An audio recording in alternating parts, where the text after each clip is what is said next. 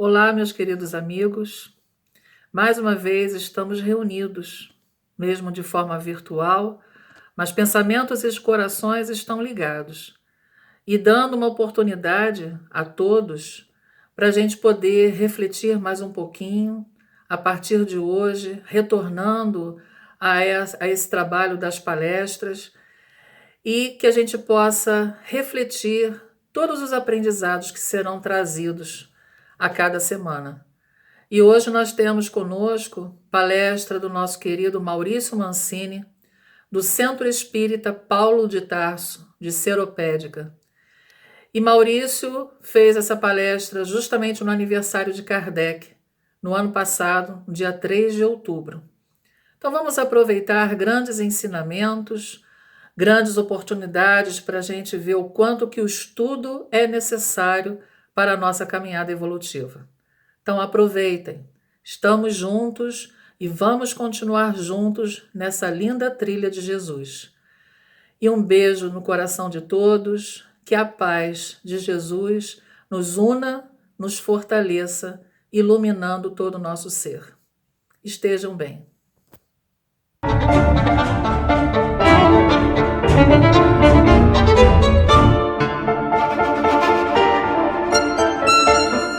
Queridos irmãos e irmãs da família espírita, boa noite.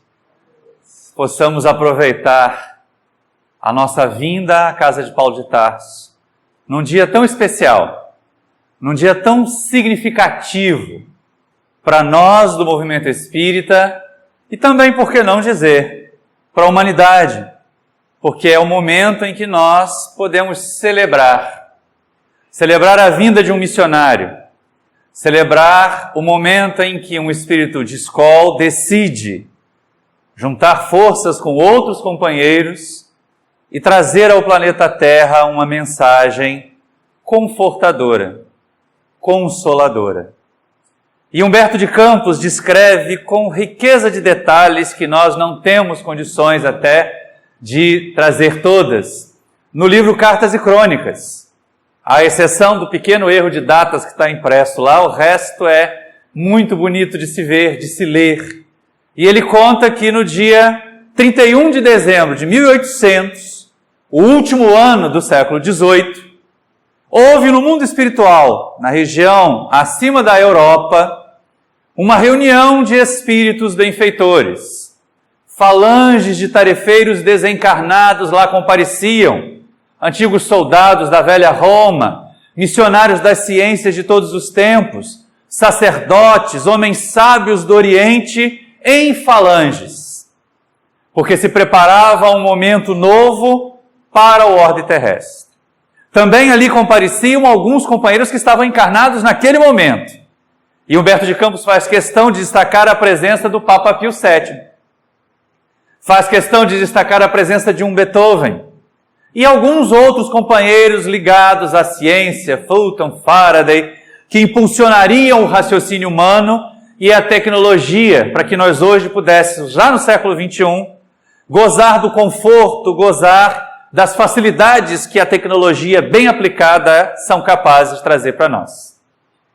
E aí, nesse ambiente espiritual, onde as criaturas se reencontravam, porque muitos dos que desencarnados, chegando lá, encontravam outros que estavam na Terra, já em meio às suas tarefas, e trocavam promessas, e falavam que estariam juntos, porque muitos dos missionários da luz viriam reencarnar nos anos subsequentes àquela reunião.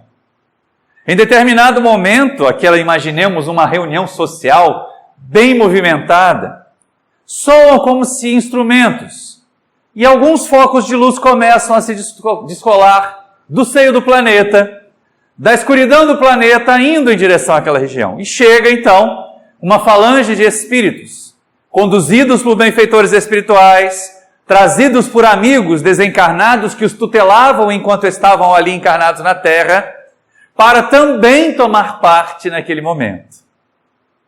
Dentre aquelas criaturas estava Napoleão Bonaparte, que acabara de tomar o poder, que ainda vivenciando aqueles momentos posteriores à Revolução Francesa, começava a infundir na Europa não o respeito, mas o temor do poderio militar e da capacidade de dominar outros estados. e era a maior liderança política da época no Velho Continente.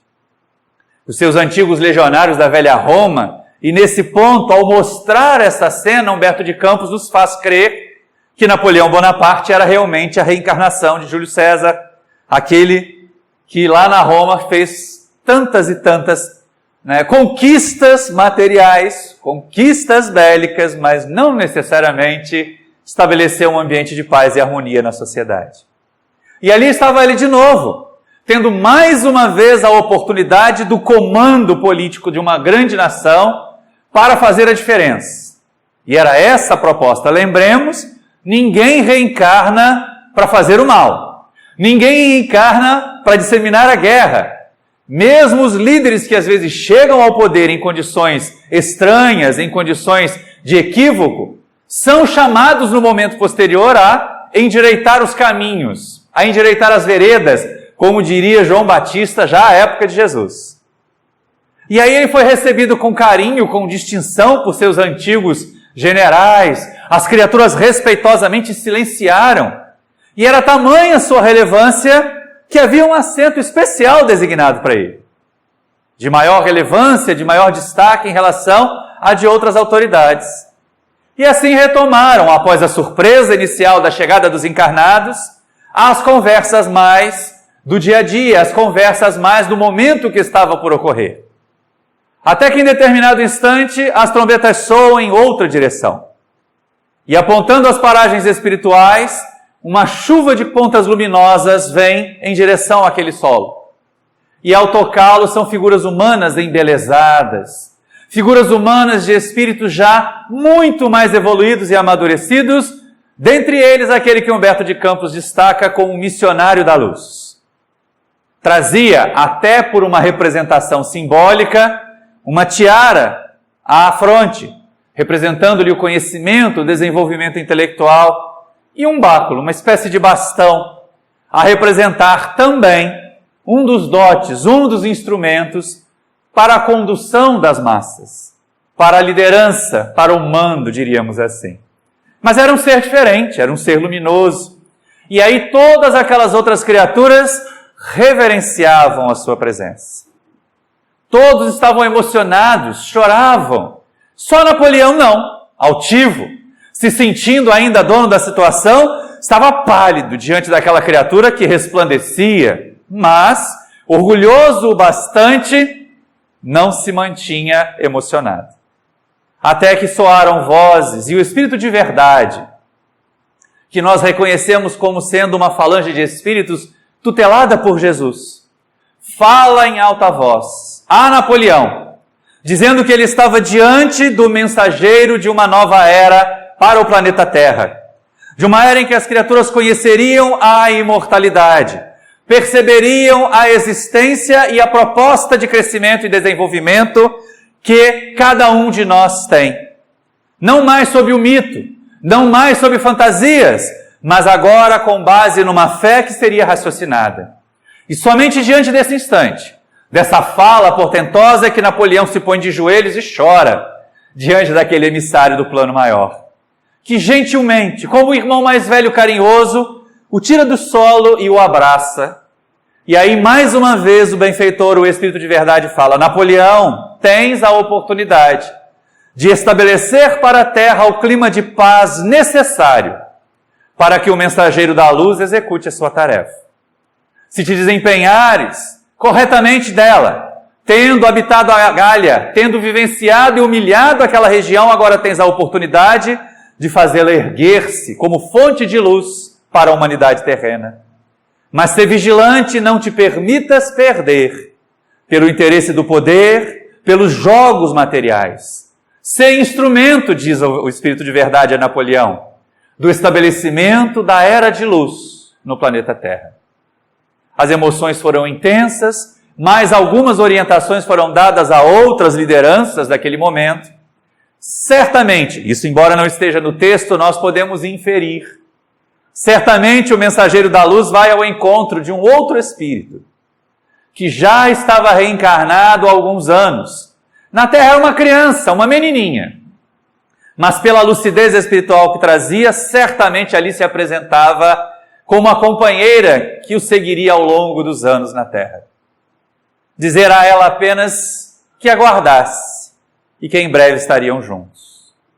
A assembleia se desfaz, o próprio missionário da luz vem ao planeta e religa Napoleão ao corpo físico, que desperta ainda impactado sob o efeito daquele sonho estranho, daquele sonho invulgar, que ele não tinha muitos, porque vivia sempre com o pensamento agitado em batalhas, mas aquela experiência, a presença daquele ser luminoso, mexeram com o poderoso governante. Mas como acontece, os anos foram passando, e aí, no dia 3 de outubro de 1804, aquele mensageiro de luz se faz materialmente entre nós. Renasce em Lyon, filho de pais letrados, um magistrado, uma educadora, pronto, apto a viver numa família que lhe daria toda a base para a missão a desenvolver. E à medida que os mensageiros do bem foram reencarnando para compor as fileiras da revelação do Espiritismo, à medida que foram deixando de influenciar mais diretamente a Napoleão Bonaparte, nós sabemos o que a história nos diz. Ele se perde em conquistas, avança sobre o leste da Europa, avança para o oeste também, toma a Península Ibérica, o que fez com que a família real portuguesa viesse ter ao Brasil, e assim nós pudéssemos também alavancar o nosso desenvolvimento como nação. Mas foi exatamente ali que tudo degringola para o conquistador. O velho Júlio César ressurge com a sua sede de mando, com a sua sede de poder, e vai amargar os seus últimos dias no exílio na ilha de Santa Helena. E aquele missionário da luz, que nasceu num cantão da Gália, que foi educado por pais católicos, que teve a oportunidade de desenvolver-se num instituto dirigido por Heinrich Pestalozzi, de orientação protestante na Suíça, torna-se, com o passar do tempo, um simples mestre-escola, um simples professor, dedicado a tirar crianças da ignorância, dedicado a disseminar o conhecimento àqueles que pudessem estar ao seu lado. E depois, ser chamado a revelar ao mundo inteiro as realidades da existência espiritual. Nascia em 3 de outubro de 1804, Hippolyte Léon Denisard Rivail, aquele que nós aprendemos a chamar de Allan Kardec, o codificador da doutrina espírita. E nós imaginamos assim, então vamos fazer uma solenidade, vamos fazer uma reunião comemorativa. Nós não estamos fazendo a palestra neste momento por causa disso apenas, mas porque aqui no Centro Espírita Paulo de Tarso, o mês de outubro, o mês de novembro e o mês de dezembro são meses temáticos, em que nós abordamos a codificação e Allan Kardec em outubro, abordamos os ensinamentos de Paulo de Tarso, de outros espíritos benfeitores em novembro, e temos o mês de dezembro dedicado a Jesus e seus ensinamentos. Então nada melhor do que no dia do aniversário de 215 anos de nascimento do codificador, ou daquele que seria o codificador, quase 50 anos depois, nós falássemos a respeito dele. Não no sentido de enaltecer, de santificar, de estabelecer que aquela criatura é um mito para nós. Afinal de contas, nós já sabemos muito bem na nossa sociedade a zebra que dá quando a gente resolve seguir mitos. O quanto nós entramos no obscurantismo, o quanto nós nos deixamos tomar por ideias erradas, contrárias inclusive à proposta de Jesus e da doutrina espírita, exatamente porque mitificamos alguém. Mas nós temos Allan Kardec como um exemplo. Como a Lírio de Cerqueira Filho fala para nós muito apropriadamente no livro Jesus e Kardec, modelos para os trabalhadores do movimento espírita. Porque muitas vezes nós imaginamos assim, é um missionário, é um espírito evoluído, já veio com tudo pronto, tudo resolvido. Não foi bem assim. É claro que nasceu numa família aconchegante, acostumada a lidar com conhecimento, distanciada, portanto, do fanatismo religioso que ainda cegava tantas criaturas naquela época. E que permitiu, então, que aquela criança se desenvolvesse curiosa, desejosa de aprender mais, desejoso de saber os porquês, as perguntas que fazia em relação aos fenômenos que a vida lhe trazia, lhe mostrava. Mas imaginemos como era de costume naquela época nas famílias mais abastadas, mais ou menos ali por volta dos 9 anos, ser tirado lá do interior da França, ser tirado de Lyon, do aconchego da família e mandado para um colégio interno. Tá certo que era o melhor colégio interno da Europa do século XIX. E ainda hoje é uma referência em termos de educação de crianças e de jovens. O Instituto de Yverdon, conduzido magistralmente pelo educador Heinrich Pestalozzi e a sua esposa Ana. E olha que coisa interessante, né? Algumas questões dos discípulos, como eles tendem a reproduzir algumas das atitudes, alguns dos comportamentos, ou até mesmo alguns dos compromissos dos seus mestres. O menino Rivaio deixa o lar, o aconchego da família, a presença materna, que ainda era tão relevante, tão importante, ali na faixa dos 9, 10 anos, e se submete a um grupo de outros rapazes, entrando na puberdade, aprendendo a respeito da vida e conduzido por professores, na sua maioria. Apenas Ana era a mulher e a figura materna para todos eles, tanto que ela era chamada de Mamãe Pestalozzi, assim como o esposo era chamado de Pai Pestalozzi pelos alunos. E a proposta de Pestalozzi era buscar o educando, alcançar-lhe a sua realidade, e a partir do estímulo positivo, a partir do empenho dos educadores, fazer com que aquela criatura possa buscar a sua própria idealidade. E não os ideais ou os rótulos que a sociedade estabelecia, mas que cada um pudesse alcançar o desenvolvimento pleno das faculdades que tinha. E não se preocupar em atingir metas propostas pelos outros. Nesse ambiente, nesse caldo de cultura, nós diríamos, aquela criança se fez homem. Aprendeu bastante ali, percebeu o que uma relação de afeto num par, com o marido, a mulher, é capaz de fazer por aqueles que eles têm capacidade de influenciar, de educar. Não apenas as crianças, não apenas os alunos, mas também aos professores que se sentiam livres, estimulados para fazer com que os seus alunos trabalhassem mais conhecimento. E olha que coisa interessante, né? Deixa Yverdon aos 18 anos e vai direto trabalhar em Paris.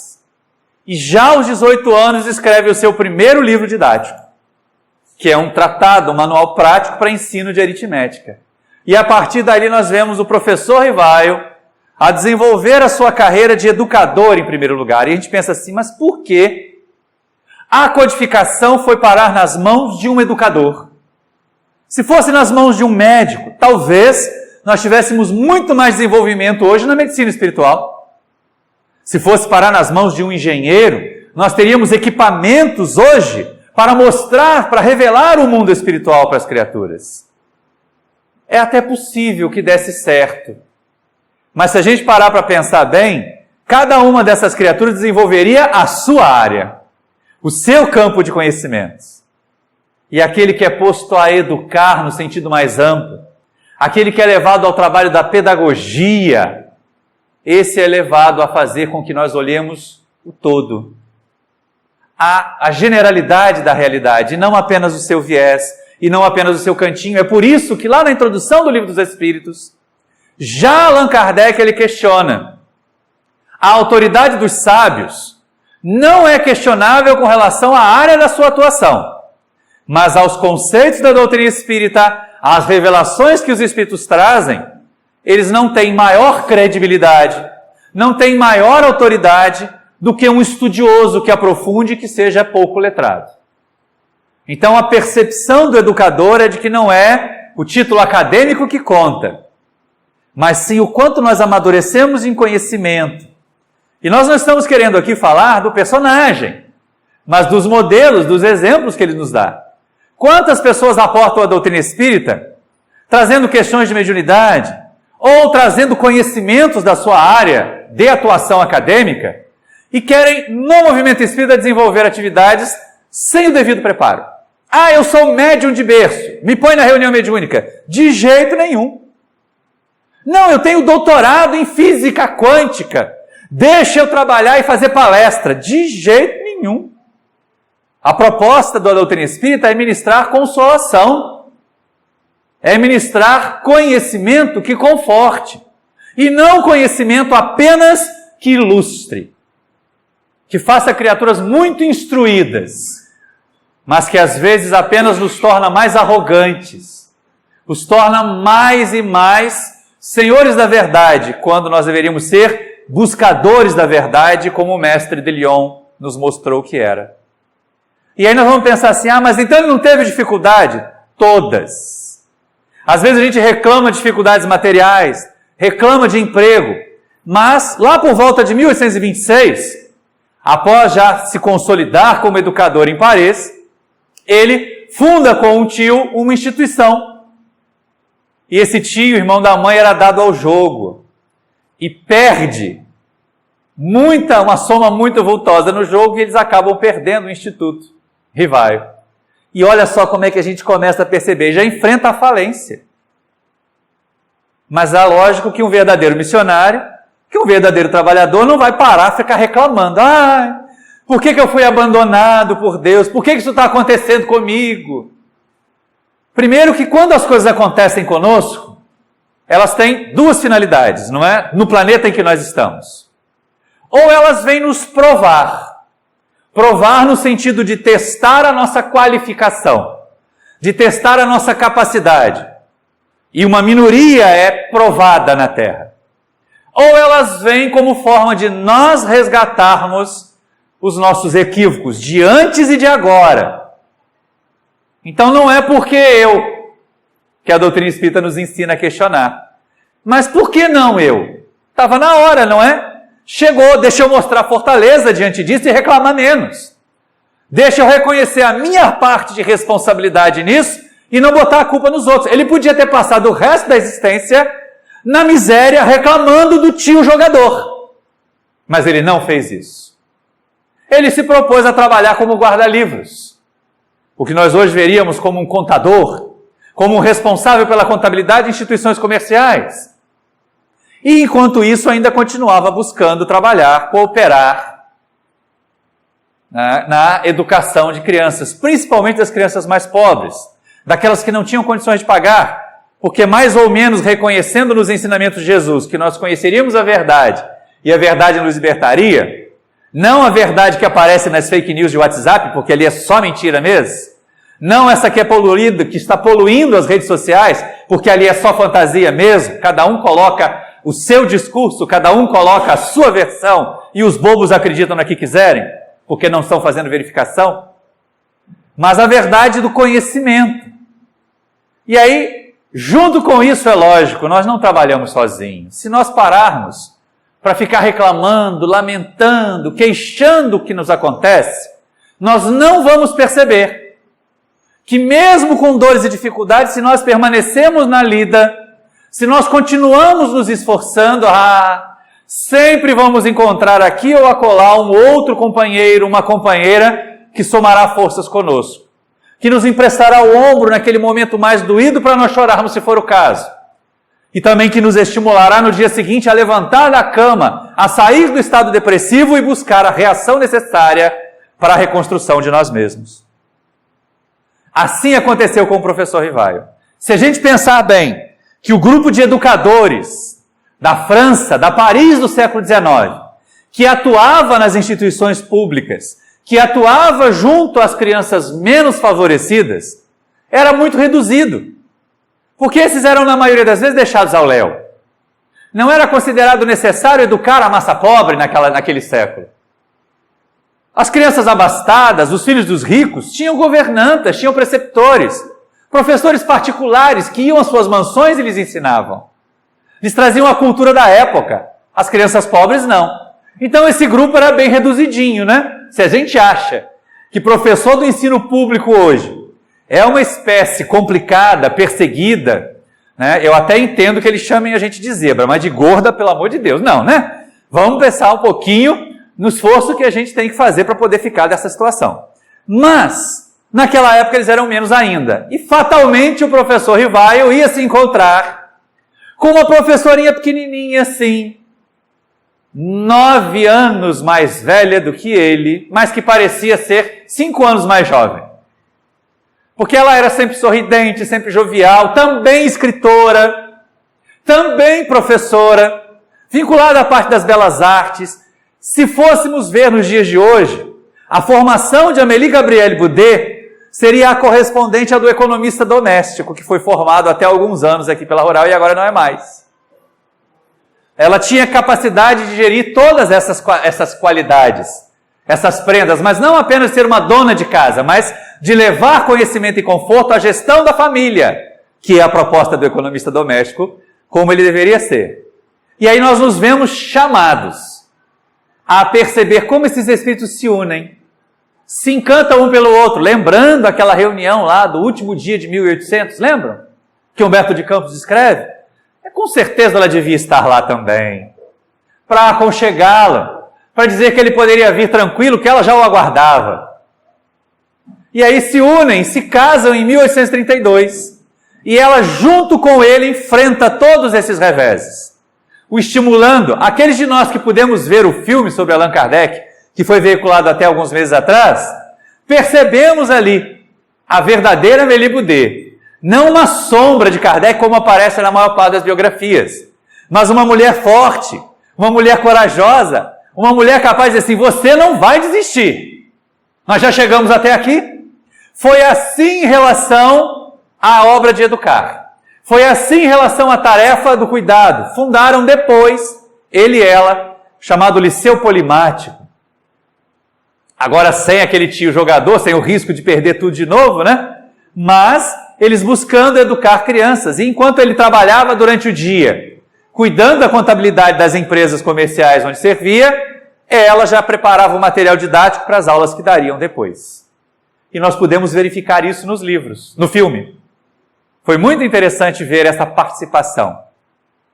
E aí essa carreira de educador, ela foi se consolidando. Outras obras didáticas foram sendo escritas. Ele foi sendo reconhecido na sociedade parisiense como uma inteligência de escola, como um pensador a ser respeitado, com um nome a ser valorizado. Bastava ter um livro de autoria do professor Rivail que as populações compravam, que as pessoas compravam. Até que por volta de 1850, começaram a eclodir na Europa, na América, um pouquinho antes, os fenômenos espíritas. As tais mesas girantes. E ele que foi criado num ambiente de positivismo, num ambiente de questionamento, principalmente de questionamento dos dogmas da igreja, dos dogmas que eram impostos pelas duas religiões mais poderosas do cristianismo naquela época, o protestantismo e o catolicismo na Europa, que ainda se conflagravam e se conflagram até hoje em alguns pontos do planeta. Ele questionava aquilo tudo. Como muitos livre-pensadores do seu tempo, ele negava o fanatismo, ele negava os dogmas e também negava a divindade que diziam representar aqueles vinculados ao dogma e ao fanatismo. Esse é um risco muito grande quando nós personalizamos em alguém alguma ideia ou alguma doutrina. É ótimo que nós possamos contar com Allan Kardec, com Ivone Pereira, com Chico Xavier. É ótimo que nós possamos contar com o nosso Divaldo ainda encarnado. Mas nenhum deles é o Espiritismo. O Espiritismo é a doutrina que os Espíritos vêm semeando ao longo desses últimos 2 séculos quase, e que começou a ser organizada, codificada pelo professor Rivail, e veio tendo a sua continuidade nas obras subsidiárias sérias, principalmente da Lavra Mediúnica do Chico Xavier, da Ivone Pereira, do Divaldo Franco e do nosso Raul Teixeira, que não está mais na tribuna espírita, mas está firme e forte no trabalho ainda das mensagens psicografadas.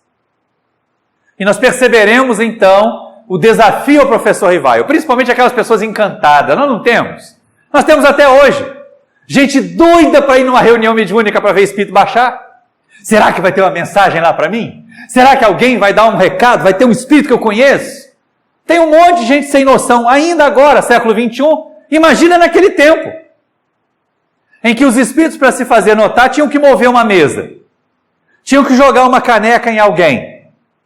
Era despertar muito mais interesse, era muito mais complicado, né? Acreditar com serenidade, acreditar com raciocínio claro. As pessoas se empolgavam. E aí um amigo de Rivail, ainda professor Rivail, né, entusiasmado, aqueles nossos, né, conterrâneos, o pessoal de origem italiana que é empolgado, que é estimulado a ter aquele sangue mais efervescente, chegou, Rivaio, as mesas estão falando, os espíritos estão falando através das mesas. E ele, no seu positivismo, responde, se me provarem que uma mesa tem nervos para sentir e cérebro para pensar, eu acreditarei. Até lá me deixe crer que isso é conversa para fazer dormir. Até o dia em que ele teve a oportunidade de assistir uma dessas reuniões. E perceber que meninas de 12, 13 anos, no caso das meninas Budan, elas eram ainda pequenininhas, ainda preparadas para ser donas de casa, casadoras, aprendendo a bordar, aprendendo a cozinhar, aprendendo a coser roupas. Mas não a tratados de filosofia. Não era isso que era proposto à mulher no século XIX. A Amélie Boudet era uma exceção. A mulher pensadora no século XIX era uma exceção.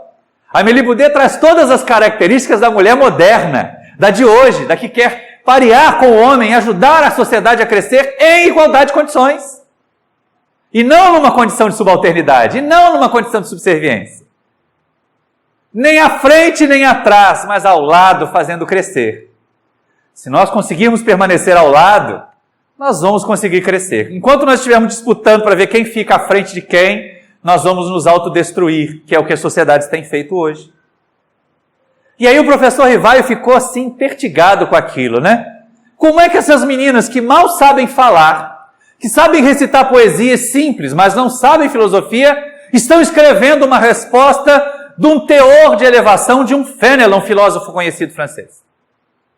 Ou então de um Sócrates, de um Platão, ou de um cientista. Elas não têm essa capacidade. Alguém está respondendo por elas. E nesse questionamento de alguém está respondendo, ele começou a observar mais. Ele começou a comparar, a separar o joio do trigo. E aí, mais uma vez, nós voltamos à questão primordial do nosso tema de hoje. Por que às vezes nós queremos saber o que os Espíritos querem que nós façamos?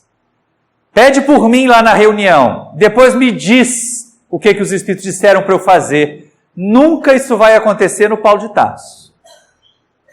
Porque os Espíritos vão dizer para a gente o que a gente já sabe que está lá na codificação. Estude, faça a sua parte, supere as suas imperfeições, feche o seu pensamento aos pensamentos negativos e abra sua mente a colecionar apenas pensamentos bons, porque isso vai atrair espíritos bons para junto de você. Não precisa de nenhum espírito me dizer isso. Já está na codificação. Nós recorremos a uma reunião mediúnica para emergência, para um processo obsessivo grave, ou então para ajudar os espíritos desencarnados, que às vezes nada tem a ver com os que estão aqui encarnados. Na maioria das vezes, se não na totalidade delas, os problemas de nós encarnados foram criados por nós mesmos. Não vamos botar a culpa nos espíritos. O indivíduo ele não é alcoólatra porque é obsidiado. Ele é obsidiado porque é alcoólatra. Ele não é tabagista, ele não é dependente químico porque é obsidiado. Mas o fato dele ser tabagista, o fato dele ser dependente químico, atrai para junto dele espíritos infelizes. E assim com relação a todas as outras imperfeições que nos flagelam. E aí o professor Rivaio vai estudar. Se nós queremos ser bons em espiritismo, comecemos por estudar a codificação. Nós estamos aqui a falar de Allan Kardec exatamente porque a nossa proposta final é: vamos estudar a codificação. Vamos estudar as obras sérias da doutrina espírita. E naquele momento foi o que o professor Rivaio fez. Alguns médiuns eram sérios, ele podia acolher as mensagens, outros não. Repetiu a mesma pergunta a vários grupos, mandava correspondência para outros grupos em que havia trabalhos mediúnicos, para obter respostas às perguntas que ele fazia nas sessões com a família Budan. E aí, colecionando essas respostas, separando o que era útil do que não era. Quantos de nós fazemos esse esforço? É psicografado, é bom, não é? Veio do mundo espiritual, a gente tem que aceitar. Não é. Quem conhece a escala espírita que aparece no Livro dos Espíritos, sabe que não é. Sabe que não é porque veio do mundo espiritual tem que ser bom. Tem coisa muito boa e tem coisa muito ruim no mundo espiritual. Pior em conhecimento até do que nós. Fomentando, inclusive, o momento de divisão que nós vivemos na nossa sociedade e na coletividade humana de um modo geral. Então é a essas regiões de sombra que nós devemos vetar o nosso pensamento e tentar ligar o nosso pensamento apenas aos mensageiros do bem, àqueles que tentam difundir entendimento, reflexão, luz em nosso agir, em nosso pensar. Foi isso que o professor Rivaio deu exemplo para nós. Em vez de colocar uma estátua de Allan Kardec ali na entrada do Paulo de Tarso, vamos colocar mais livros de Allan Kardec à disposição das pessoas na biblioteca. Vamos convidar as pessoas a estudar mais e em profundidade as tarefas. E aí vai um desabafo, né? A gente pensou até em abrir, esse ano ainda, um curso sobre o que é o Espiritismo. A demanda foi tão pequena que desanimou. Ficou mais interessante a gente investir no canal, no YouTube, que alcança um público maior. Porque os tarefeiros que querem frequentar, querem tomar passe, querem ser beneficiados, algumas vezes, quando você convida para estudar, não estão dispostos a estudar. É demais para mim. Eu não tenho tempo. A minha família. O professor Rivaio renunciou a tudo isso para poder desenvolver para nós, deixar codificada para nós, a mensagem consoladora do Espiritismo. E é a partir daí, com esse trabalho que durou cerca de 15 anos apenas, porque ele começou a travar contato e a juntar esses cadernos com as respostas que os Espíritos deram, ele foi desafiado pelos seus amigos que participavam de reuniões mediúnicas a colocar em ordem, a saber o que era bom, o que não era, daquelas respostas todas que eram anotadas em cadernos. Cerca de 50 cadernos com mensagens mediúnicas. Olha só, era material à beça para ele poder estudar, para ele analisar. E ele percebeu ali que havia coisas muito elevadas e coisas muito inferiores, chamando a nossa atenção para essa diversidade que existe no mundo espiritual. Para que nós não nos iludamos hoje, para que nós não nos tornemos guiístas. O guia disse. Vamos perguntar para o mentor. O mentor sério vai dizer, olha, está no livro tal, vai lá ler. Porque a maior parte das nossas dúvidas só são dúvidas porque nós temos pouca leitura das obras boas da codificação. Das obras sérias que vieram complementar os 5 livros de Allan Kardec que formam o Pentateuco. E de 1854 até 1869, 15 anos, portanto, o professor Rivaio se dedicou a estudar e a nos ensinar a doutrina que ele aprendia com os Espíritos. Em 1857 aparece o Livro dos Espíritos, na primeira edição só com 500 perguntas, olha só. Mas se esgotou tão rápido e vieram tantos outros questionamentos que Kardec buscou e ampliou e o colocou na forma como nós o temos hoje, com cerca de 1019, 1018 perguntas, dependendo da editora. E várias subperguntas ali dentro de cada pergunta. Alguns anos depois, e essa é uma questão interessante, nós agora no próximo sábado vamos iniciar um projeto novo no nosso canal do YouTube, que são os sketches ou os vídeos curtos sobre mediunidade, questões que são levantadas sobre mediunidade, porque o nosso seminário sobre mediunidade, ele realmente teve uma aceitação muito boa lá no canal, e aí deu a ideia da gente perceber, as pessoas estão querendo mais informação sobre esse assunto. E aí, 4 anos após o Livro dos Espíritos, Allan Kardec publica o Livro dos Médiuns. Para nós hoje é moleza ter acesso ao Livro dos Médiuns, né? Para nós hoje só não conhece bem de mediunidade quem não quer. Quem acha que é médium de berço. E que não precisa estudar mediunidade. Porque o acesso a obras boas sobre mediunidade é muito fácil. Mas na época do professor Rivaio, cada um fazia do seu jeito.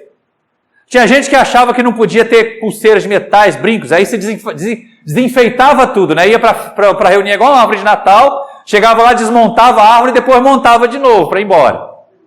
Ou então que tinha que alternar homem num lado, mulher do outro e dando as mãos. Ou que a mesa tinha que estar coberta com tal tecido, não podia estar com o outro. Tudo isso foi sendo desmistificado já na codificação. E se alguns de nós ainda trazemos essas crendices equivocadas, de que se eu for para a reunião com um jalequinho branco eu vou ficar mais em sintonia com Deus, é porque desconhece a obra de Kardec, o Livro dos Médiuns, que saiu em 1861.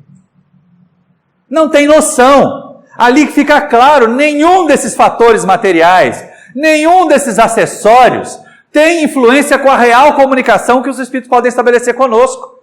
Só o que vai no nosso pensamento e nos sentimentos.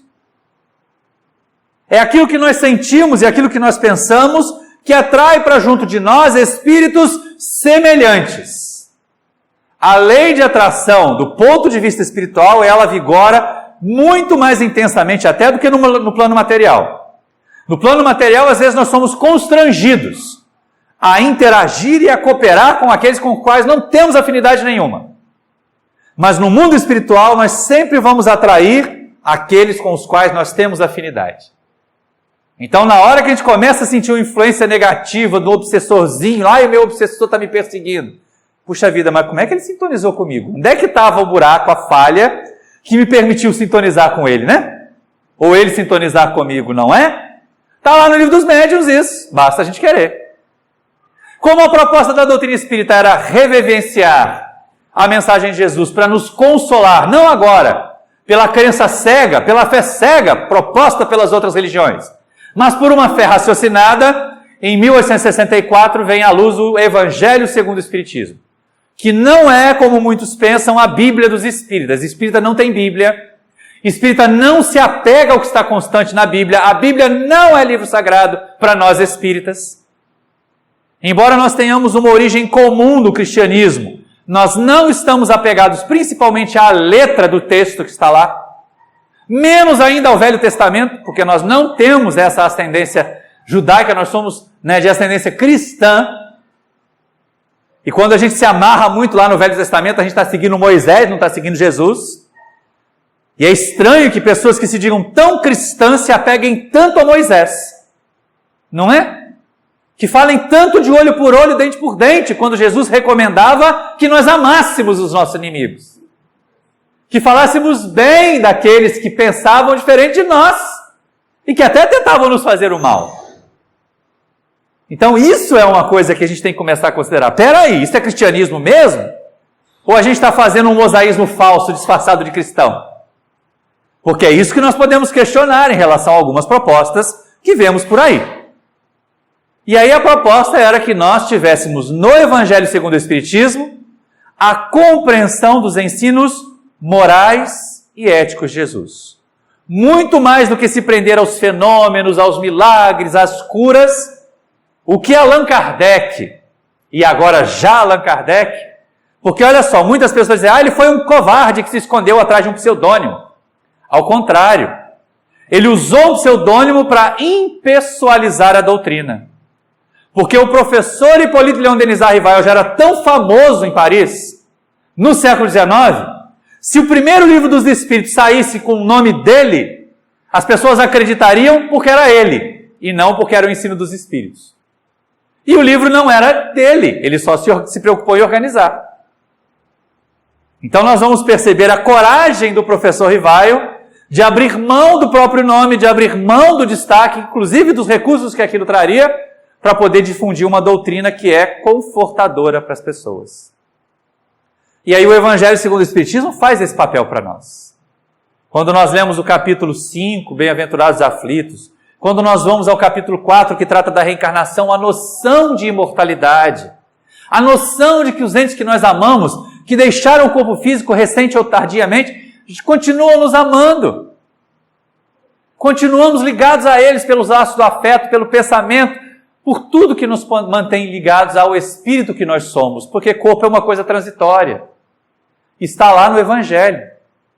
Agora tocando os nossos sentimentos, porque também está lá no Livro dos Espíritos, o mesmo ensinamento.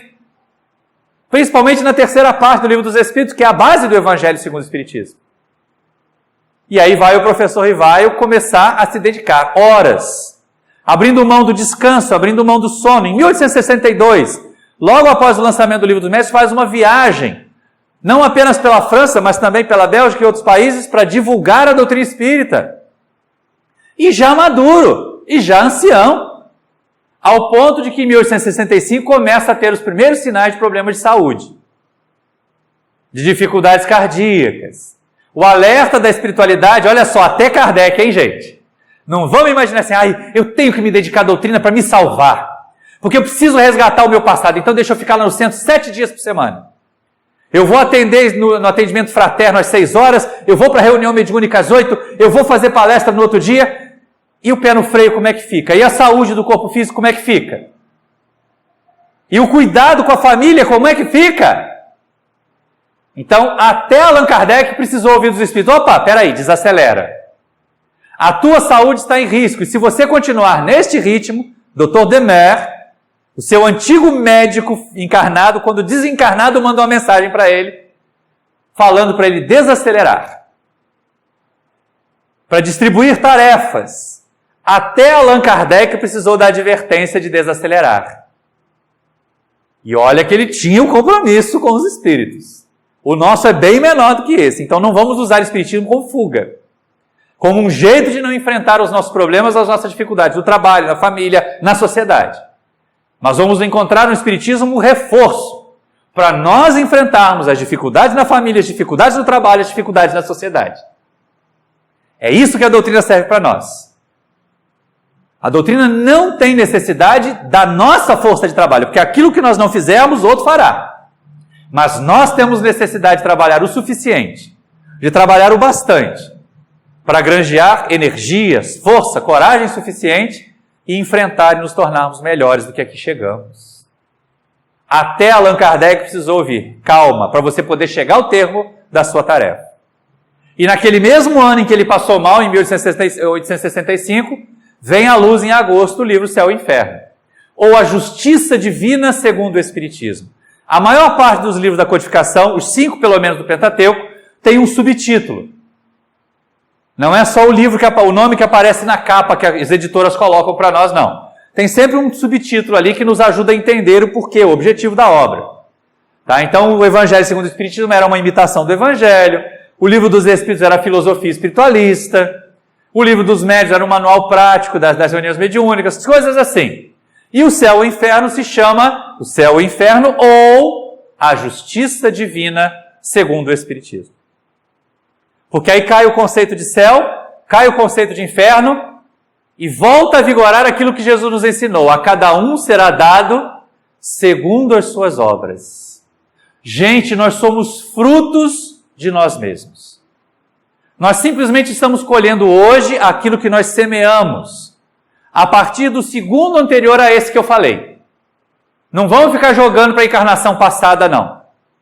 A maior parte das nossas privações, dos nossos problemas, das nossas dores, até das nossas doenças no corpo físico, vem de desatinos nesta existência. Vem de escolhas erradas dessa presente existência. Para isso, basta vocês irem lá consultar o capítulo 5 do Evangelho segundo o Espiritismo, em que Kardec trata das causas anteriores e das causas atuais das aflições. E aí nós vamos ver o quanto que nós somos responsáveis pelas nossas dores. Não dá para botar a culpa em ninguém mais. Nós somos autores da nossa desgraça. Nós somos autores da nossa felicidade. Isso é que é o melhor que a doutrina diz. Então, se eu quiser deixar de ser desgraçado, eu vou fazer coisas diferentes daquilo que causou a minha tristeza, a minha desgraça. E vou fazer coisas melhores para garantir a minha felicidade. Só depende de mim. Só depende de nós, como diria Lau Toquinho na sua música tão enaltecedora, tão gostosa de ouvir, não é? E aí, mais um ano, Allan Kardec lança a Gênese, ou Os Milagres, as Predições, segundo o Espiritismo, que é o último livro do chamado Pentateuco, que é onde ele estuda a parte científica, ele estuda a Gênese espiritual, principalmente, que para nós é relevante. Ele estuda a Gênese material com os conhecimentos que a ciência tinha no século XIX, muito diversos do de hoje. Não se falava em DNA no século XIX. Mas Allan Kardec teve tamanha percepção que ele já no Livro dos Espíritos fala a respeito de melhoramento das espécies. O tal melhoramento genético que hoje os nossos alunos aprendem tanto facilmente aí na academia, Allan Kardec já vislumbrava essa carreira, já vislumbrava essa área do conhecimento lá no século XIX, mesmo antes de falar em genética, mesmo antes de se falar em hereditariedade para a vida física, para os corpos que nós utilizamos. Ele já falava em melhoramento das espécies, da interferência do homem no melhoramento, na modificação das espécies, para que elas possam servi-lo de forma mais adequada. E aí os Espíritos advertem, ele pode intervir, mas não pode abusar. Não deve criar aberrações por simples interesse material. Como os Espíritos são inteligentes, eles estavam prevendo as questões éticas que nós estamos enfrentando agora. E isso é muito interessante porque, assim, ao encerrar as 5 primeiras obras da codificação, ao lançar aí no meio do caminho a Revista Espírita em 1858, e o livro que é o Espiritismo, que completou 160 anos este ano, Allan Kardec deixa para nós material suficiente para estudo e reflexão pelas próximas 3 ou 4 encarnações. Nós somos chamados a ser fiéis à proposta do codificador. Em vez de nós ficarmos imaginando, eu vou fazer homenagens. Olha, Allan Kardec desencarnou em 31 de março de 1869, né? 68 saiu a Gênesis, eu errei a data lá no começo. 65 saiu o Céu e o Inferno, 68 saiu a Gênesis, tá? Estou corrigindo aqui porque depois no vídeo eu vou ter que colocar a correção também. E aí nós percebemos assim, está lá o material. Só não é um espírita melhor quem não quer. Só é espírita místico, fantasioso, quem não quer aprender. Quem não quer se dedicar a estudar. E aí, em vez de fazermos homenagens solenes, erigirmos estátuas, colocar um quadro do codificador no salão do centro. Eu tive outro dia desse num ambiente em que eu fui fazer a palestra que tinha um quadro de Kardec maior que o tamanho natural. Era até intimidador você ficar ali do lado daquele quadro. Tá, gente? Eu estou falando sério. Nossa, que kardecão é esse? Mas era de verdade assim mesmo. Então as pessoas às vezes não percebem. Nós não temos necessidade de mitos, de ícones. Nós temos necessidade de fidelidade à proposta de Kardec. Fidelidade à proposta do codificador. Que nos deixou, sim, em março de 1869, mas cuja obra continua aí. Nos chamando a sermos espíritas melhores. Não apenas dentro da casa espírita, em que nós nos tratamos de irmãozinho, irmãzinha, né? Mas lá fora. Sendo mais tolerante com aquele parente chato. Não quer dizer que a gente tenha que conviver com ele, trazer ele para dentro da nossa casa, deixa ele quieto na casa dele, a gente fica na nossa. Mas ninguém fala mal de ninguém, já ajuda a beça família a ter mais paz. Já ajuda a beça família a ter sossego. Jesus dizia que nós devíamos ser simples como as pombas e prudentes como as serpentes. Se a gente sabe que alguém não gosta da gente, está pronto a passar uma rasteira, para que você vai chamar essa criatura para a sua convivência? Mas deixa ele quietinho lá. E também não fiquemos torcendo, que de vez em quando a gente tem aquela benevolência hipócrita. Não, eu perdoo meu irmãozinho que pecou contra mim, até porque, como eu sou espírita, eu sei da lei de causa e efeito, e aí na próxima encarnação ele vai pagar tudo que ele está me fazendo. Ou então quando acontece alguma coisa de ruim com o nosso desafeto, a gente está vendo, está pagando pelo que me fez. Hipócritas somos nós se fazemos assim. Não entendemos nada da doutrina, nem de Jesus, nem da doutrina espírita. Então é melhor nós começarmos a aprender. Nós podemos ser fiéis a Kardec no trabalho mediúnico, quando nós nos dedicamos a ele. Quando nós não ficamos presos à cor da roupa, à posição que nós sentamos à mesa. Quando a gente não acha que vai dar passe com um jalequinho e vai ficar um passe melhor. Qual é o problema? Se nós estamos com um pensamento em sintonia com os benfeitores espirituais, fidelidade à proposta de Jesus e à proposta de Kardec. Manter o vínculo com o estudo.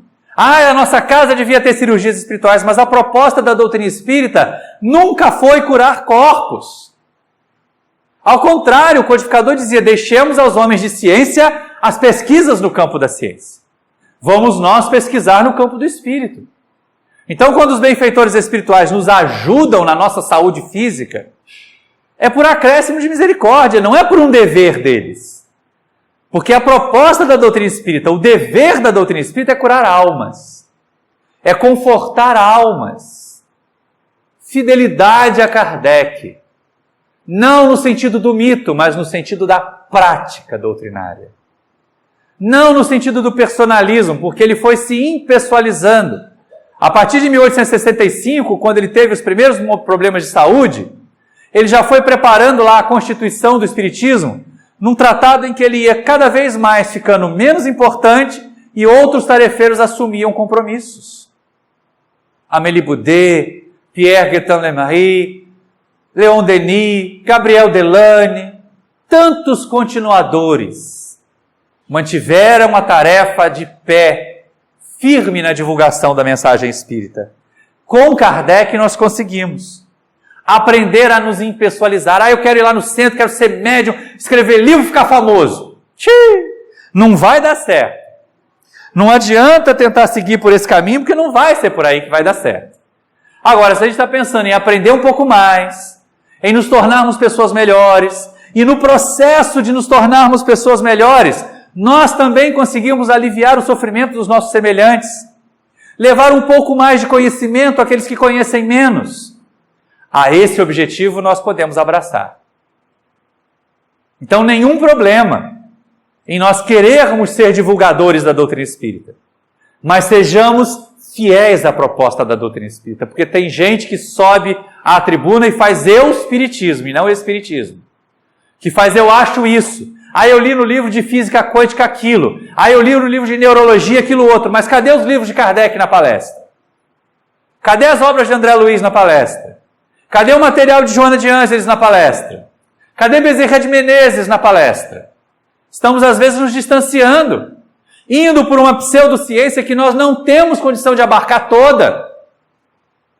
Ou então indo para um mediunismo fajuto, de receber espírito durante a palestra, só porque viu o médium famoso fazer, e não conseguir transmitir mensagem com conteúdo, e não conseguir trazer às criaturas necessitadas o conforto, a consolação que elas precisam. Que é isto que uma tarefa como esta nossa da reunião pública deve fazer. O conhecimento aprofundado que fique para as reuniões de estudo sistematizado da doutrina espírita. O conhecimento aprofundado que fique para os grupos de estudo. Mas na nossa tarefa do bem, fiéis a Kardec, nós vamos garantir esperança e fé no futuro para as criaturas. Ele serve para nós como um exemplo, assim como Jesus serve para nós como modelo. Mas nenhum deles, nem mesmo o nosso mestre, pode ser o nosso mito. Eu quero ser igual a ele. Não, nós somos espíritos diferentes. Nós somos individualidades diferentes. Nós chegaremos à condição de espírito puro como Jesus. Mas não seremos Jesus. Seremos nós na condição de espíritos puros. Nós alcançaremos a condição de missionários do bem, como Allan Kardec, mas não seremos Allan Kardec. Seremos nós, na condição de disseminadores do bem, aprendendo tudo que Jesus, aprendendo tudo que Kardec e os outros benfeitores nos deixaram. E aí nos tornaremos verdadeiros mensageiros da paz, verdadeiros missionários da luz. E até para que nós possamos pôr termo à nossa tarefa, até que essas reflexões possam ir conosco para casa, pensemos bem, meus irmãos. O que nos traz a casa espírita? Eu quero que os espíritos solucionem o meu problema, que o médium resolva o meu problema, ou eu quero encontrar aqui as ferramentas que vão me ajudar a resolver o meu problema? Quem vem buscar a solução vai sair frustrado. Quem veio aprender a solucionar, seja muito bem-vindo. É para isso que o Espiritismo serve. É para isso que a casa está aqui. É para isso que o Paulo de Tarso foi fundado há 28 anos. É para isso que nós temos casas espíritas centenárias, amorosas difundindo Jesus, em vários cantos do nosso país e até do mundo. Hoje o Brasil exporta a doutrina espírita para todos os demais países da Terra, porque ninguém tem um movimento espírita tão consolidado como o nosso. Mas o nosso movimento espírita precisa refletir e olhar mais para a sua proposta original, fidelidade a Kardec. Não ao homem, não ao mito, mas ao trabalhador com Jesus, que nos mostra que caminho seguir, quais renúncias fazer, o quanto é necessário estudar. Ao apresentar para nós o livro dos médiuns, ele fala: este livro se destina a deixar as pessoas que aproveitem dos nossos longos e laboriosos estudos. Olha o exemplo que nós temos para seguir: estudar, estudar, estudar cada vez mais, porque assim nós vamos compreender e não nos deixar iludir, em qualquer das situações. Há muito a se caminhar ainda, meus irmãos. Nós ainda estamos distantes dessa perfeição de Jesus. Ainda estamos distantes da condição de missionários como Kardec, como Chico Xavier. Mas se nós não iniciarmos hoje os primeiros passos, demoraremos mais ainda para chegar lá. E foi exatamente nessa vontade de nos estimular que há exatamente 18 anos, eu estava vendo até hoje lá nos meus guardados quando eu estava repassando esse estudo, que uma amiga espiritual muito querida, uma companheira já de muitas décadas de trabalhos mediúnicos, numa reunião de educação mediúnica aqui na casa de Paulo de Tarso, no dia 3 de dezembro de 2001, deixou para nós uma lembrancinha assim, um soneto, recordando a tarefa de Kardec e agradecendo num tributo. Dizia a irmã Rosália o seguinte: em sombra jazia a terra mergulhada. O homem vivia amargurado e triste, crescia no mundo a ideia do nada. Se não pesa, se não mede, não existe. Dos seus filhos Deus não descuida, ampara-nos sempre com seu amor. Mandou de volta o velho druida trazer a luz do Consolador. Logo voltaram os tarefeiros, cooperando com gestos ligeiros, tirando a alma da escuridão. A ele coube um trabalho imenso, fazer luz e ter bom senso. A ti, Kardec, a nossa gratidão. E a vocês, meus amigos queridos, a minha gratidão por me haverem ouvido, na presença aqui no Paulo de Tarso, e vocês que me ouvirão e me verão lá no canal no YouTube. Muita paz a todos e muito obrigado.